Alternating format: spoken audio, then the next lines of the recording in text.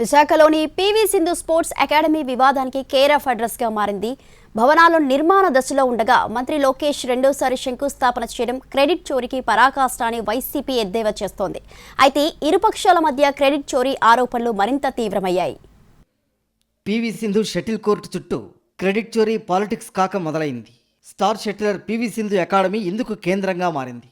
Olympics క్రీడాకారుల్ని తీర్చిదిద్దడం కోసం ప్రధానంగా అంతర్జాతీయ ప్రమాణాలతో ఎక్సలెన్స్ సెంటర్ ఏర్పాటు చేయాలనేది సింధు ఆలోచన. తోటగరువు ప్రాంతం అనుకూలమనే అభ్యర్థన మేరకు బీఆర్టీఎస్ను ఆనుకుని ముందు 2 ఎకరాలు, ఆ తర్వాత మరో ఎకరం కేటాయిస్తూ 2021లో నిర్ణయం తీసుకుంది ప్రభుత్వం. అదనపు సౌకర్యాల కోసం మరో ఎకరం కేటాయించాలని కోరడంతో మొత్తం భూమిని అప్పగిస్తూ ఆదేశాలు జారీ చేసింది. 7 రకాల క్రీడా విభాగాలు, స్పోర్ట్స్ సైన్స్, రీహాబిలిటేషన్ సెంటర్ వంటివి ఒకే చోట తీసుకుని రావాలనేది ఆలోచన.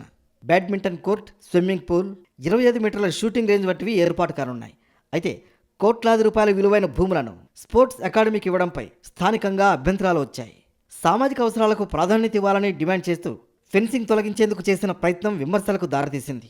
దీంతో పోలీసుల రక్షణ మధ్య సింధు కుటుంబం అకాడమీ పనులు ప్రారంభించగా ప్రస్తుతం కొన్ని భవనాలు నిర్మాణ దశలో ఉన్నాయి.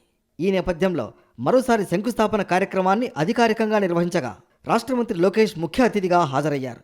PV Sindhu academy for sports excellence నుంచి దేశం గర్వించదగ్గ ఛాంపియన్స్ తయారు కావాలని ఆకాంక్షించారు. That will be the day that will make me very proud, when Andhra Pradesh will not just produce champions, but it will become a destination for potential champions. I would like to congratulate Sindhu not only for winning medals for India. I always send her a message, and I must admit that she is a lot prompter than I am in replying to those messages. But I would like to thank her for choosing to giving back to the next generations.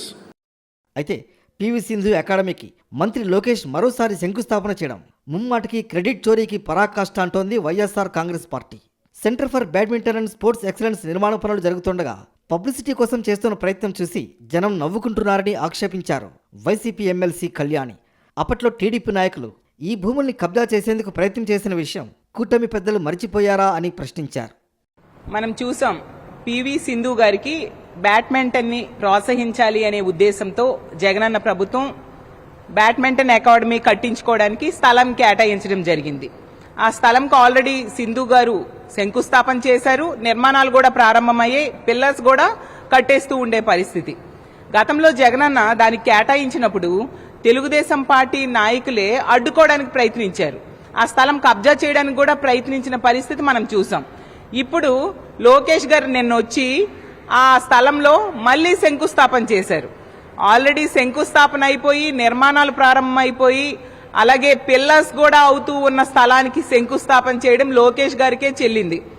Bhogapuram అంతర్జాతీయ airport, sports academy వరుసగా credit కాంట్రవర్సీలో చిక్కుకోవడం చర్చనీయాంశమైంది.